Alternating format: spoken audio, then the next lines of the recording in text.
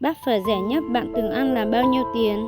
Nhớ ngày xưa lúc nhỏ nhỏ thì ăn một bát phở 5.000 thôi, nhưng bây giờ thì đã lên 20.000 rồi. Ngày xưa thầy bố mẹ thì toàn tự làm ở nhà ăn thôi. Bây giờ nói chung là cũng phát triển rồi. Cứ mỗi lần đi chợ dù không có nhiều tiền, không ăn được cái gì về nhà, nhưng vẫn phải ăn một bát phở để no cái bụng rồi mới về nhà đó. Có một số người hay hỏi tại sao mình lại thích ăn phở, bởi vì phở không chỉ là một món ăn, mà là một bát phở của tuổi thơ, là ký ức, là hương vị mà ai cũng phải nhớ mà. Lâu lâu mới được ăn một bát phở như thế này, mình cảm thấy ăn rất ngon miệng. Bây giờ không giống thầy bố mẹ ngày xưa nữa, cứ lúc nào thèm phở là ra quán rồi có đầy đủ mọi thứ trong bàn luôn. Chỉ sợ mình thiếu tiền thôi, chứ phở thì lúc nào cũng sẵn sàng đó mình ngồi vào mân.